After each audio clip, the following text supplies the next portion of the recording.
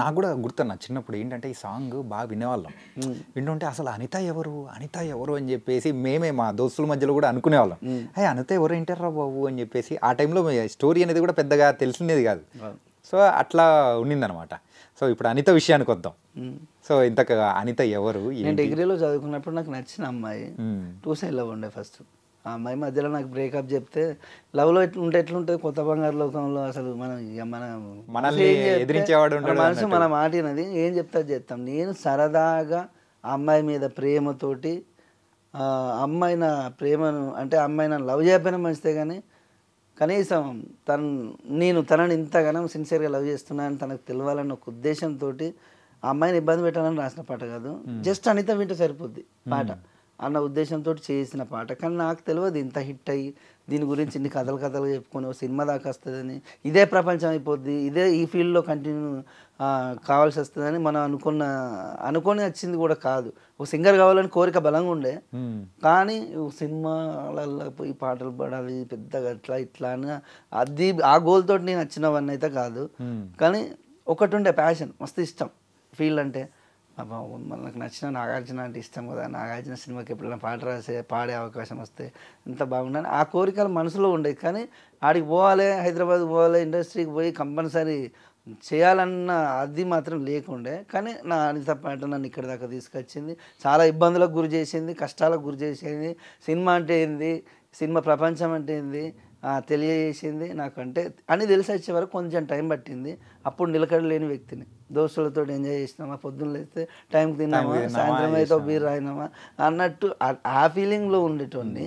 ఇది జాలరా జీవితానికి ఇంకేం కావాలా అని అప్పటి మందని చూసుకునేది, తెల్లారి గురించి రేపటి గురించి ఆలోచించే అంత లేదన్నట్టు. ఫస్ట్ ఆఫ్ ఆల్ 10 ఏళ్ళు పట్టింది నాకు దీని గురించి. ఇది కాదురా జీవితం, పాన్ షాప్ పెట్టుకుని ఆఖరికి ఇంత పేరు వచ్చి నా పేరు మీద సినిమా చేసి పైసలు లేక ఫ్యామిలీని పోషించుకోలేక పాన్ షాప్ పెట్టుకున్న హనంకొండల పాన్ షాప్ పెట్టుకొని పాన్ షాప్ రన్ చేస్తా అంటే ఆడికి వచ్చిన వాళ్ళు నన్ను చూసి గుర్తుపెట్టి నిన్నెక్కడో చూసినట్టున్నదని. కానీ అలా ఎవరన్నా అంటూ ఉన్నప్పుడు అరే మనం ఒకప్పుడు ఎలా ఉన్నాం ఇప్పుడు ఏంటిది అనే నా బాధ ప్రతిరోజు మనసులో. నా తోటలందరూ ఇక్కడ హైదరాబాద్లో ఉన్నారు. యూట్యూబ్స్కు సినిమాలకు అవసరం లేదు ఇప్పుడు. నువ్వు యూట్యూబ్ ఛానల్ పెట్టుకుని యూట్యూబ్కి రాసుకుంటే చాలు, మీకు సినిమా దాకా కూడా అవసరం లేదు. యూట్యూబ్లో పోయినన్ని మిలియన్లలో ఏ సినిమా పాట కూడా పోతలేదు. సినిమాని తక్కువ అంచనా ఎత్తలేము ఇక్కడ. కానీ మీరు యూట్యూబ్ సాంగ్ చూసుకోండి, ఒక్కొక్క పాట ఒక్క పాట సినిమా పాట సరిగ్గా కొడితే మొత్తం ఏరితే 100 మిలియన్లు పోయిన పాటలు 10-20 వెళ్తాయి. అదే యూట్యూబ్ పాటలు తీయండి 1,00,000 పాటలు వెళ్తాయి. ఇప్పుడు అన్నీ ఉన్నాయి 100 మిలియన్ల పైన. అంటే అంతగానం యూట్యూబ్ ప్రతి ఒక్కరికి లైఫ్ ఇచ్చింది. సినిమా ఒకప్పుడు పాట రాయాలంటే నా అప్పుడు సోషల్ మీడియా లేదు, రాస్తే డైరెక్ట్ సినిమాకే రాయాలి. అదే కనుక అంటే అదే సాంగ్ ఇప్పుడు కనుక రిలీజ్ ఏంటంటే ఇంకెన్ని మిలియన్స్ కావాల్సి ఉంటే అప్పటికే ఆ కాలానికి అదే పెద్ద హిట్ మరి. ఎందుకంటే అది జనాలు మాట్లాడుకున్నారు. ఇక్కడ ఒక్క స్టేట్ కాదు, మన తెలుగు వాళ్ళు అయితే ఎక్కడెక్కడ ఉన్నారో. దుబాయ్ నుంచి ఫోన్ కాల్స్ వచ్చినాయి సార్ నాకు, ఎక్కడి నుంచి అంటే నా పాటనైతే ఆదరించిన వాళ్ళు.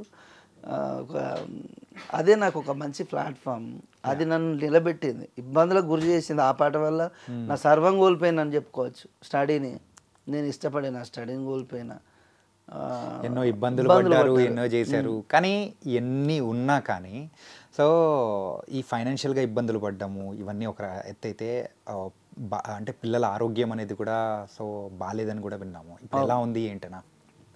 అది నా జీవితంలో ఎప్పటికీ నేను డైజెషన్ చేసుకోలేని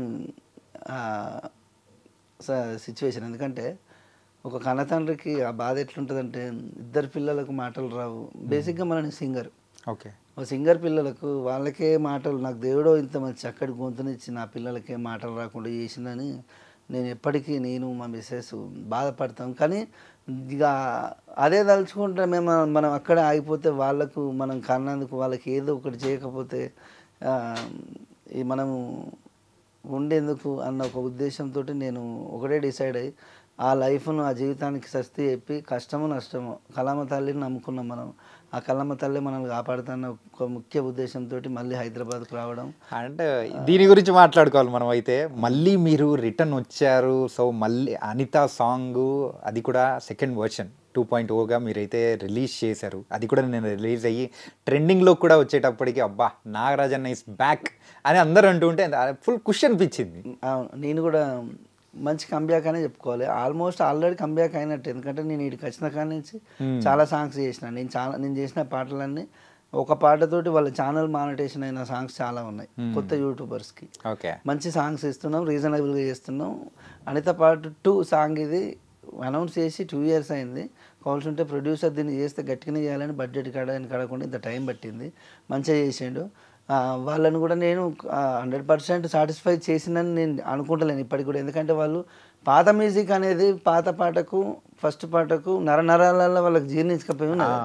ఈ కొత్త పాటను వాళ్ళు అంతా యాక్సెప్ట్ చేయలేకపోతాను. ఇంకా అది ట్రెండింగ్ 4లోకి వచ్చింది కానీ అది కాదు అసలు. ఎందుకంటే వాళ్ళు కామెంట్లలో ఎట్లా వేసుకుంటానంటే ఎంతైనా కానీ మాకు పాత పాట ఫీల్ కనబడతలేదు ఇక్కడ అంటాను. పాట సూపర్ ఉన్నది, లిరిక్స్ సూపర్ ఉన్నది, వీడియో ఎక్సలెంట్ ఉన్నది, కానీ మాకు ఆ ఫీల్ అయితే కలుగుతలేదు. అంటే వాళ్ళకి ఆ పాట అంత ఓన్ చేసుకొని పాటలు రానోళ్ళు కూడా నా పాటను ఒక బుక్లో రాసుకొని లిరిక్ మొత్తం నోటికి పాడమంటే పాడతారు. అంటే పాట అంటే ఏంటో తెలియని వాళ్ళు కూడా తాగేటప్పుడు సిట్టింగ్లో చూసుకోండి, ఎక్కడ చూసుకోండి, ఆ పాట పెట్టుకొని మొత్తం పాట పాడతారు.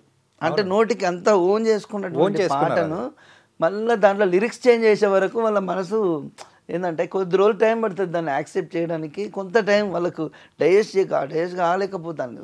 ఏంటంటే సింపుల్గా చెప్పాలంటే మీరు ఫస్ట్ ఇచ్చిన అనిత ఓ అనిత మంచి కిక్ ఇచ్చే సాంగ్ ఇచ్చారు. అలాంటిది మీరు అన్నట్టు ఈ సాంగ్ కూడా బాగుంది. ఏంటంటే కాకపోతే ఇది కొంచెం ఎక్స్టెండెడ్ వర్షన్లా అనిపిస్తుంది. ఎక్స్టెండెడ్ వర్షన్ అంటే అప్పుడున్న ప్యాటర్న్లోనే మ్యూజిక్ చేస్తే దానికి దీనికి తేడా ఏమున్నదని అట్లా అంటారు. ఇప్పుడు ఎట్లుంటుంది తెలుసా, మనం సేమ్ మ్యూజిక్ పెట్టినామంటే కాపీ రైట్స్ పెడతాన్న విషయం వాళ్ళకి తెలియదు. ఫస్ట్ ఆఫ్ ఆల్ వాళ్ళ కాపీ రైట్స్ అంటే కూడా తెలియని కొంతమంది ఉంటారు కామెంట్లు పెట్టేవాళ్ళు. ఇప్పుడు అన్న ఉన్న మ్యూజిక్నే పెట్టి చేస్తే అయిపోవు కదా అని పెడతాను కామెంట్. ఉన్న మ్యూజిక్ పెడితే కాపీ రైట్ పడతాయన్న ముచ్చట కూడా కామెంట్ పెట్టడానికి తెలియదు ఫస్ట్. వాళ్ళ తప్పు కదా, వాళ్ళకి తెలియదు ఫస్ట్ దాని గురించి. దాంట్లో తప్పేం లేదు. అట్లా చిన్న చిన్న కామెంట్స్ పెట్టి దాన్ని కూడా ఆ కామెంట్లను కూడా మేము స్వీకరిస్తున్నాం. మీకోసం మీకు అనుకున్న ప్యాటర్న్ వచ్చే వరకు నేను మళ్ళీ ఫ్రెష్ మ్యూజిక్ చేపించి ఆ ఆడియోని యాడ్ చేస్తాం. దానికి కొంచెం టైం పడుతుంది అని చెప్పి మేము కూడా హ్యాపీగా వాళ్ళకి చెప్పినాం. ఎందుకంటే అది మన బాధ్యత. ఎందుకంటే నిజంగా సార్ ఒక 16 సంవత్సరాల తర్వాత నాకు ఈ ప్రాబ్లం వచ్చిందంటే 1000 మంది రెస్పాండ్ అయిందన్నంటే ఏడ్చుకుంటే నా ఇంటికి వచ్చి నా పిల్లల కంటే వాళ్ళు ఎక్కువ ఏడ్చిల్లు అసలు. వాళ్ళని నేను చచ్చిపోయాక వాళ్ళని మర్చిపోలేను. నాకు హెల్ప్ చేసిన వాళ్ళందరికీ మన ఛానల్ ద్వారా వాళ్ళకి థ్యాంక్స్ చెప్పుకుంటున్నా. ఫస్ట్ థ్యాంక్స్ చెప్పుకోవాల్సింది మీకు, first social media, all social media channels నన్ను ఎక్కడనో ఉన్నోని తీసుకొచ్చి మళ్ళీ హ్యాపీగా నాకు ఒక మంచి జీవితాన్ని ఇచ్చిందని చెప్పుకోవచ్చు. ఎందుకంటే మీరు లేకపోతే నేను ఇంత తొందరగా కంబ్యాక్ కాకపోతుంది. ఫస్ట్ ఆఫ్ ఆల్ ఇంత తొందరగా జనాలకు మళ్ళీ వచ్చిండు, అవకాశాలు ఉంటే కల్పించండి, ప్రాబ్లమ్స్లో ఉన్నా అని చెప్పుకున్నా నేను. ఎందుకంటే మనం అడగంది అమ్మాయి అయినా అన్నం పెట్టాలి, అడగాలి అవకాశం. అడగంది ఎవరు ఇయర్ నువ్వు ఎంత పెద్ద స్టార్ అయినా కానీ నీ దగ్గరికి రావు అవకాశాలు అనేవి. అప్పుడప్పుడు ఫోన్ చేసి ఏం సంగతి గురుగారు ఏమైనా చేస్తానులా ప్రాజెక్టులు ఏమైనా ఉంటే మనకు చిన్న అవకాశం చెప్పండి అని అడుగుతూనే ఆ అవకాశం మన దాకా వస్తుంది. లేకపోతే వాడు చేసుకుంటాను తీరా బాబు అని మనం అని ఉంటే అట్లా కాదు. ఇక్కడ